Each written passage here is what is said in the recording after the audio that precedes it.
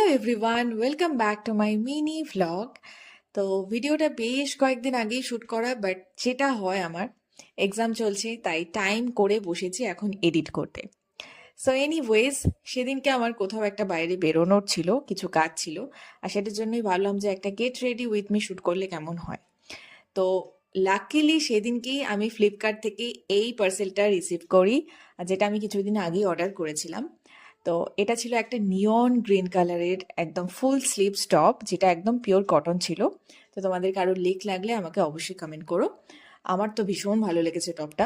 On camera কালারটা কিরকম লাগছিল জানি না, বাট সামনে থেকে ভীষণই মিষ্টি একটা কালার ছিল। আর এটার সঙ্গে পেয়ার করেছিলাম এই লিটিল বুটকাট জিন্সটা।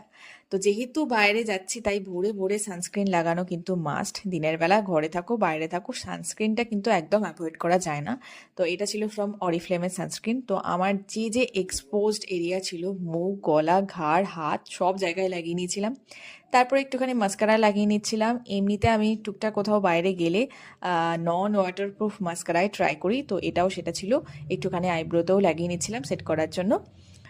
আর তারপরে তো আমার ভীষণই খিদে পেয়ে গেছিলো, আর মা বানিয়েছিল খাস্তা কচুরি, তো আমি এটা ট্রাই করছিলাম আর ভীষণই টেস্টি হয়েছিল। তো খাওয়া দাওয়া হয়ে যাওয়ার পর আমি এখানে একটা লিপস্টিক অ্যাপ্লাই করছিলাম, যেটা ছিল ব্রাউন কালারের অ্যান্ড ফ্রম মাই গ্ল্যাম।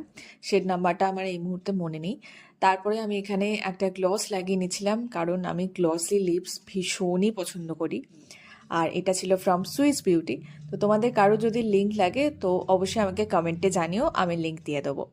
তো তারপর আর কি, চুলটাকে ভালো করে আঁচড়ে টাচড়ে আমি টাই আপ করে নিয়েছিলাম, কারণ বাইরে আমি যখনই বেরোই আমি চুল খুলে বেরোতে একদম পছন্দ করি না, কারণ এত জোট পড়ে কি আমার বাড়ি এসে চুলটা ডিট্যাঙ্গেল করতে হাল খারাপ হয়ে যায়।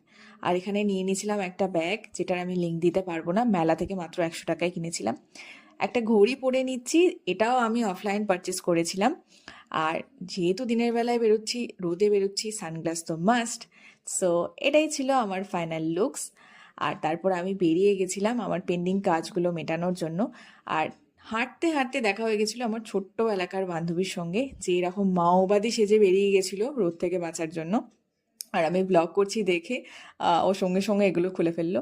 তো এনিওয়েজ, আমি বাইরের সমস্ত কাজকর্ম মিটিয়ে একটা টোটো ধরে এবারে বাড়ি চলে আসছিলাম। আর এটাই ছিল আমার আজকের ছোট্ট ব্লগ। কেমন লাগলো জানিও। দেখা হবে নেক্সট ব্লগ।